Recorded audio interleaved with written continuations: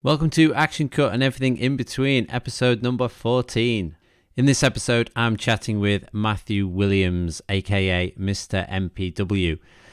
Now, since I arrived back in the UK last year, I've been doing a lot of drone training with the company that he started, Fly Icarus, which is now actually becoming UAV Hub, but we'll go into that a little bit more later.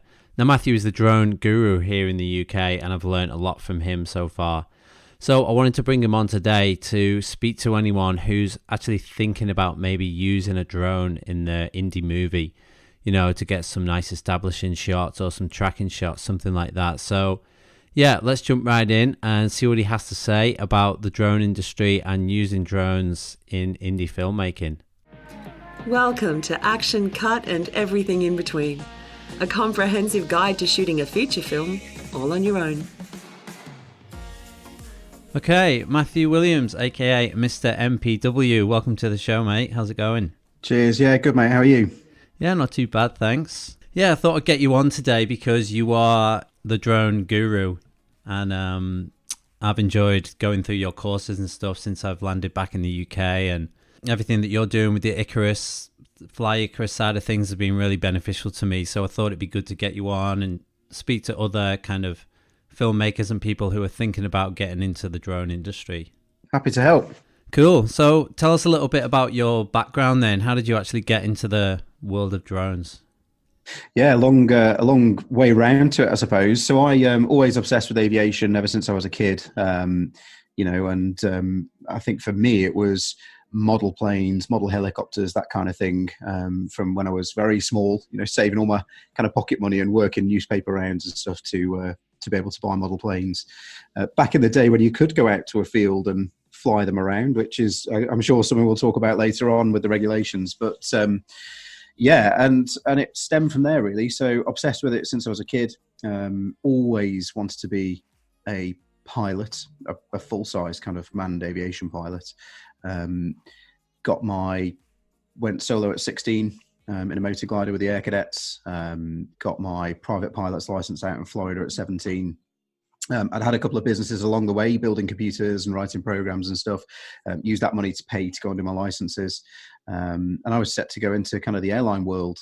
Applied to get into the Air Force, and was lucky enough to kind of get in as a pilot. So did the Air Force thing for 12 years, became a helicopter instructor on the Puma 2, the Griffin, so the Huey, and the Squirrel helicopters.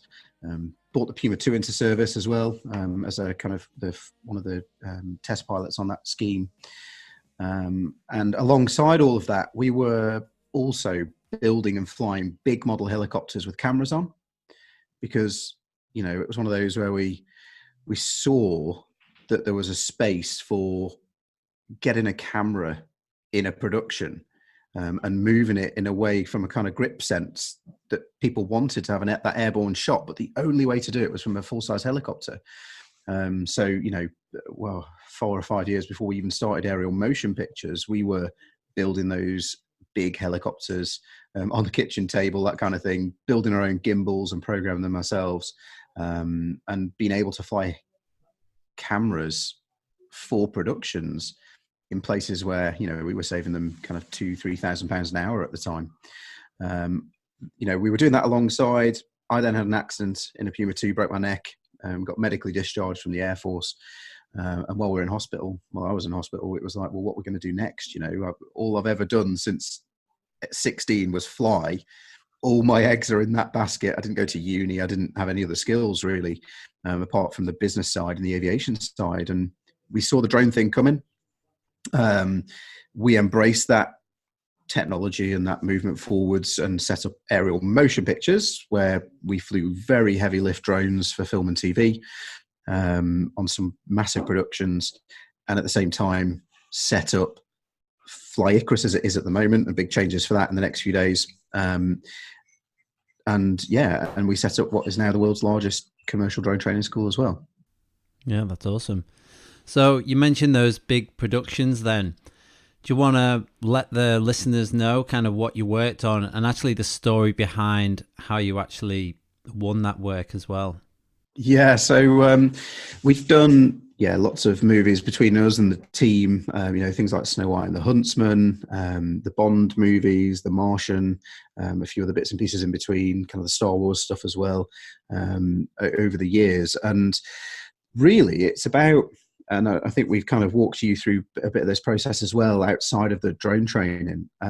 It's all about how we got ourselves in front of the key decision makers, how we marketed ourselves. And we were quite lucky in a way because there weren't many people doing it at the time. So that was an immediate way for us to stand out. Obviously, there's a lot of competition in that market now, but we would still do things exactly the same way, I think. Position yourselves as an authority in that field, which is exactly what we're doing with the Mr MPW type thing, and that really is working well for us. Position yourself as an authority and then get yourself in front of those key decision makers, but not in a salesy kind of way, because I don't think sales works now. We don't tend to buy stuff. We buy people and relationships. And it was all about, for us, in the case we're like, right, we want to go and do Bond stuff. We want to go and do work on the big movies. Where do those people spend their time? And where can we get in front of them where they spend their time? And for us, it was like, well, do the research. Pinewood Studios was the place to be.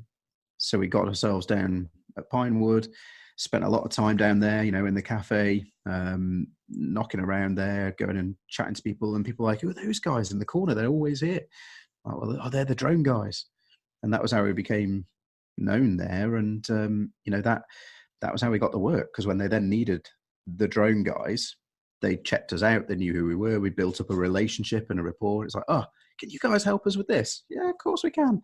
And that was, that's the foot in the door and that side of things, Yeah, that's cool. And what sort of cameras were you lifting back then? A lot of kind of C300, Alexa Mini when that came along, a lot of the early red cameras as well. So it was probably early Reds and early Canon full frame motion cameras, and then into Alexa Mini, and that kind of came out at a time to fill a need, because I think Alexa saw that we were flying red and they didn't like that on all the films, and they came up with a camera that was 4K, very high bit rates and things like that, and we could fit it on the drone, and it was at a weight where we could fly it for 7 or 8 minutes at a time. So the Alexa Mini, I think, became the kind of staple for the drone shots in that side of things. And then, if I'm honest, I think Red took over again, and it became about the Red Helium, and now guys flying Red Monstro and all that sort of thing. So lots of different stuff. And to be honest, it made no difference to us. We just saw ourselves as grip. We're just there to put a camera where the director or the DOP wants it. Yeah, cool. And it wasn't just footage, was it? Were you also doing some mapping as well for the VFX guys? Yeah, so and actually quite a lot of our work came from that route. The things like The Martian and some of the other films that we did. We didn't actually do the filming on set. There was no requirement for that at the time, but we would go out at the end of each day and we would do photogrammetry of the set that they'd used that day, so that they could then build up a point cloud and blow it up and do whatever else they were going to do with the green screens and blue screens back in post. Yeah, nice. So, drones have really opened up the kind of this aerial work to the indie filmmaker. So what drones these days would you recommend that people try and use? Obviously, we're all struggling with budgets with these indie projects. So, are there any kind of drones in the lower end of the market that people can still use and get good results from? Yeah, I think the biggest one that we've seen is the Mavic 2 series. The Mavic 2 Pro is an incredibly capable machine. For the price point and the form factor, I think it's very difficult to beat, to be honest.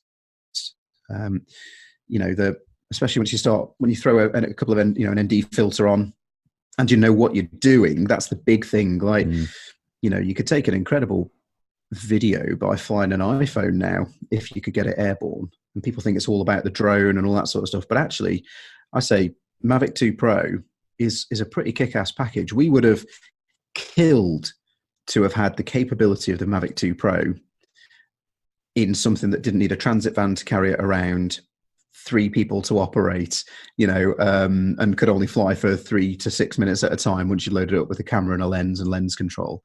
So yeah, the Mavic 2 Pro, mate, is the one for me, I would say, and that's the starting point I would suggest. Yeah, cool.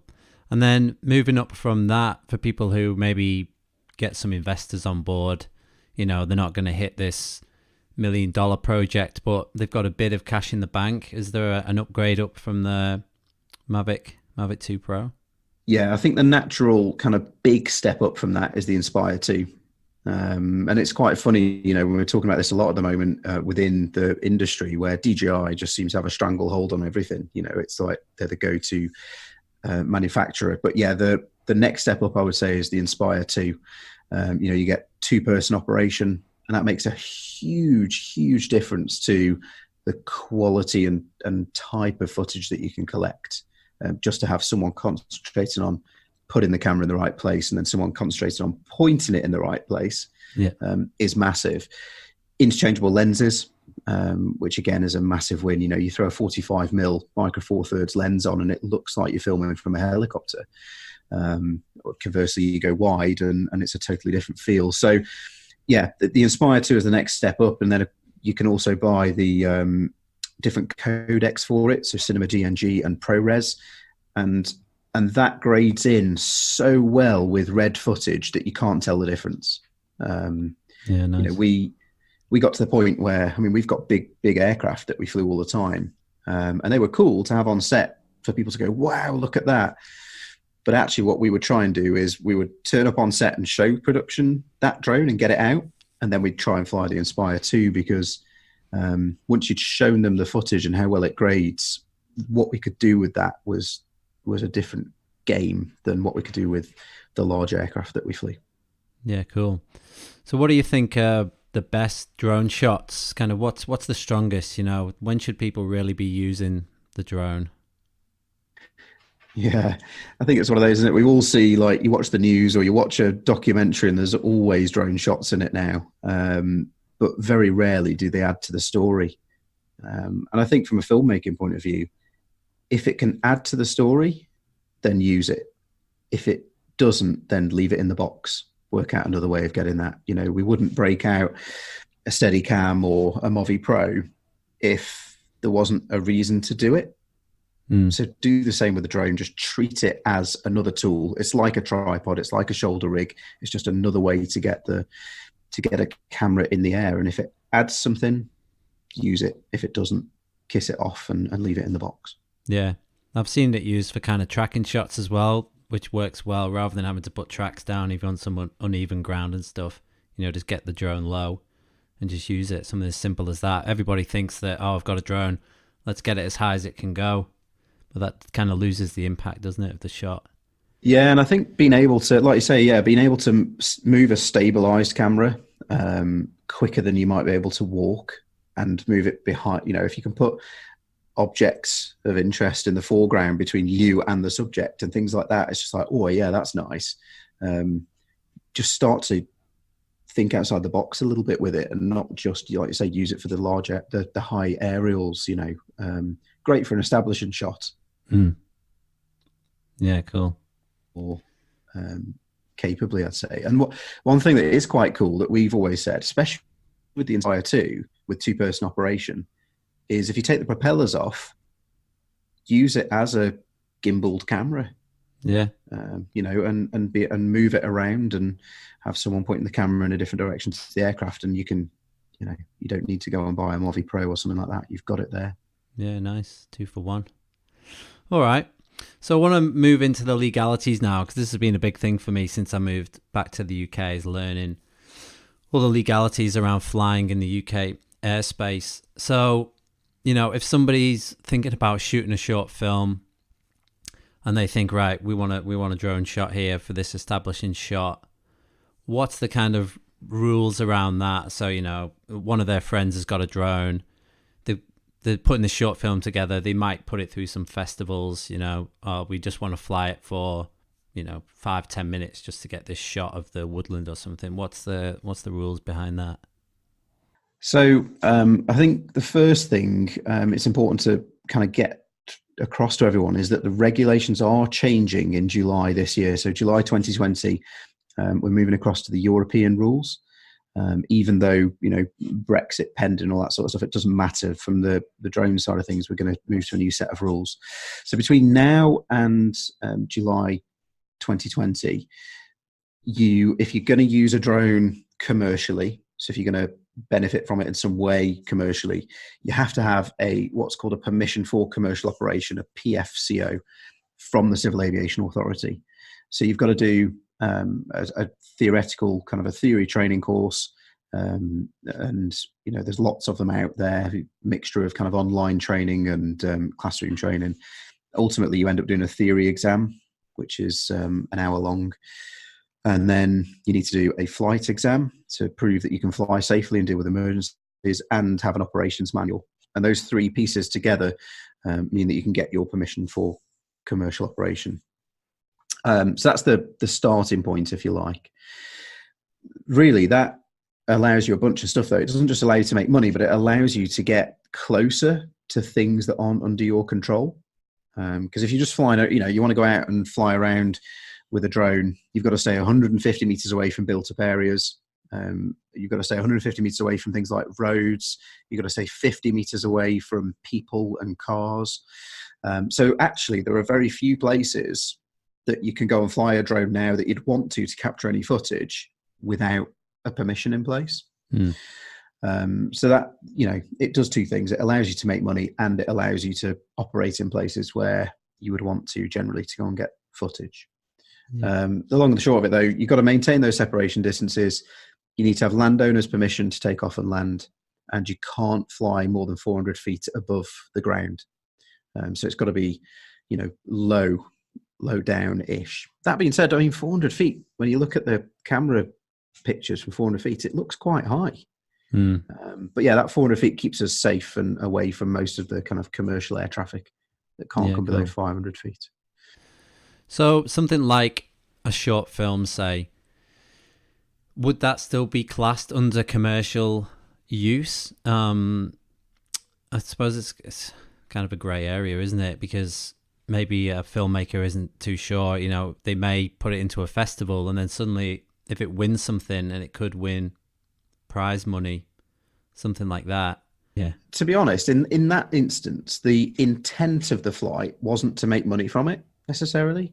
And that, I think, is the way that the CAA are viewing it. If you've got a YouTube channel and you go and get some drone shots and throw it on, even though it's monetized, you haven't done the drone flight for the purpose of making money, if that makes sense. So if you are being paid to go out and do the drone job, if someone says, can you come and film this for us, there's 20 quid, 100 quid, 1,000 quid, whatever it may be, like we were paid by the production company to go and capture a shot or 10 shots or the photogrammetry.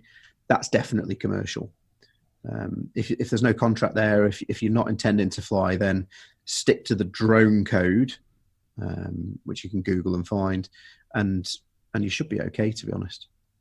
So the recreational kind of distances are different, and people can go online and just check out the drone code to see what they are. Yeah, that's right. Yeah, okay, cool. So if people are thinking about going out there to get the permission for commercial operation, feel free to plug away what exactly it is that you do. I'm happy for you. I've worked through a lot of your courses that you provide, and it's been a really enjoyable journey, actually. So yeah, tell people all about it and what it's about. So one of the big things that we do, the primary thing we do now is teaching the drone courses that you need. As I just mentioned, the permission for commercial operation is the certificate that you need at the moment. And we have a couple of different routes you can do to get that. We have a route which is mainly online, where you do kind of 8 to 10 hours of video learning, half a day in a classroom where you get revision and get your exam done. And then you come back and do flight test. And we sort out ops manuals now for everybody, pretty much. That's bundled in. So there's no writing the 50 to 70 page manual that a lot of companies put people through. There's just no point, to be honest, because people end up not understanding it and they'll just go buy one from somewhere else. So we'd rather have people understand it and be able to work within something that makes sense from day one, and then they can change it as they want. We then got the classroom courses, which are a 2-day course in a classroom. That's the one that I think people get the most benefit from. And I think, is that the one you did? Yeah, I definitely recommend the classroom course. It's just nice to have someone there when, if you're a little bit unsure about something, just to have the tutor there, to immediately get an answer back. Yeah, it's really good. And you guys still get access to the online learning as well, right? So you get all of that up front, and then you come to a classroom, and hopefully it's an easier journey then, and it's certainly a better training journey. You end up better prepared for it afterwards, I think.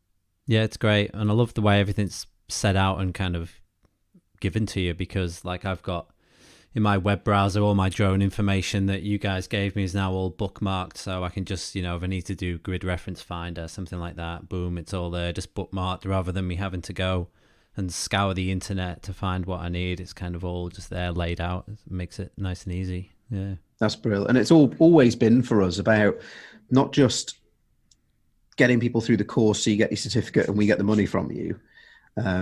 For us, it is genuinely about building a community. It's about making friends of the family, really, as kind of we've become, if you like. And from us, although that costs us more in the short term to do that, it's about enabling you to go out and build a business and learn from what we've learned over the years. And that's why we don't fly anymore, so that we can, hand on heart, give you everything we know about how to market yourself, how to get yourself in front of people, how to build a business, and how to get the best shots, because we want that for you. And you being successful means that we're successful. And it also means that you'll come back and do our additional training courses and all that sort of stuff. So yeah, exactly. Yeah, it's great. So listen, where can people find out more about you? Do you want to explain what Mr MPW is all about? Yeah, so just under a year ago now, 9 months ago or so, we decided to, and again, it's a marketing thing, I suppose. We're like, how do we break out from the noise? There are 40 plus training providers now, and there were only 4 of us at the beginning. How do we break out from the noise? How do we become an authority in the field and make it that we are the people to go to when you've got a question and when you want to buy something or do something? And the way we did that was through the Mr MPW kind of persona, if you like, where so you can go to mrmpw.com, and that's a website. It's all about me. No, it's not all about me. Where we effectively run a YouTube channel where every day during the working week we drop answers to questions that people are asking, things that people need to know. So the rules that are changing in July when we switch over to the EASA rules and we move away from the permission for commercial operation, things remain very much the same as they were. Really, you need kind of qualifications to do anything useful, but it's all about that, and it's all about learning, it's all about teaching people, it's all about building a community of people who want to work together and help each other out, rather than what we've seen in the drone industry so far, where everyone's fighting for the scraps that are left over from the big guys like ourselves. And we're like, no, that isn't the way for an industry to grow and to thrive. So we created this personality and run seminars and the YouTube channel, all that sort of stuff. And it seems to be, it's been really well received, apart from my frantic arm waving, but you either love it or hate it, I guess. That's good. I'm a fan of the arm waving. I think you need to bring it back. Bring it back, yeah. Someone commented yesterday. Someone commented yesterday actually, and they said, "Oh, his arm waving's coming back. It is coming back a little bit now in the new format." Yeah, I think the desk restricts you a little bit, but bring it back. It's good. All right, so I think that's about it. Is there anything else you want to add? I mean, we mentioned with Fly Icarus as the kind of business, the training business, that's going to change quite significantly over the coming kind of week or so. What we're doing, again, building around this community piece, is that we're launching a brand new website, a brand new set of services. So we're still doing the training, we're still doing the drones, all that sort of stuff. But it'll be uavhub.com will be the new website, and that will be the home of all of the training that we do. And a home, hopefully, for people in the industry who want to kind of learn, build and grow moving forwards. And as always, mate, if anyone has got any questions, then either kind of give yourself a shout and you can pass them on, or drop on to the mrmpw.com or uavhub.com. Yeah, cool. So when will that go live? Have you got a date? We have got everything ready now. We're going to start the transition over next week. So as of Monday next week, kind of the 20th of January, if you like, it'll all be live and online, at least for people to go to that web address and everything be there. Yeah, cool. All right, exciting. Looking forward to that. Yeah, it's going to be cool. Yeah, and I'm looking forward to the new changes that are coming in. It's sounding like a lot of people seem to be throwing a bit of a negative spin on it, but I'm kind of embracing it, and it looks like there's some really nice options to bolt on and stuff, and really build and grow your kind of skill set. Yeah, and that's the big thing, like I think even the training companies are pushing back against it at the moment. And we just decided to take the complete opposite tack. Let's be positive. The changes are coming, right? That train has already set off down the track, and we're halfway down the track now, and it's going to arrive on the 1st of July, whether we like it or not. So let's embrace it. And actually, like you say, when you look at it pragmatically, the opportunities that it's going to open up for all of us are going to be massive. A bit of pain in the short term, and a bit of frustration, I think, for people who've spent money over the last few years doing their training courses. But actually, when you break it down, it's a business, and it all comes down to getting yourself out there, make yourself stand out over other people, and make your product stand out over other people. And that's how it all works. So yeah, awesome. Well, all right, Matt, thanks for your time today. It's been awesome. That's all right, mate. Yeah, and everybody go and check out Fly Icarus. Is it .com or .co.uk? Flyicarus.co.uk, but the best one, and this is one of the reasons we're changing it, is because there is a .com, which is a different company to ours. Right, okay. So that came along a couple of years ago, a long time after us, and kind of, so we're just getting away from it, and uavhub.com, mrmpw.com is the Mr MPW. Yeah, cool. I'll put those notes down at the bottom anyway for people to just get to nice and easily. Great But stuff. Thanks for your time today, mate. And I'll see you soon. Good to chat. Catch you soon. Cheers, mate. Bye. Cheers, dude. Bye. So there you have it. Some great knowledge bombs were dropped there. I hope we didn't drone on for too long. Yeah, sorry. I went there. Again, thank you so much, everyone, for tuning in and listening. I really appreciate it. But I know a lot of you still haven't left me a review. What is going on?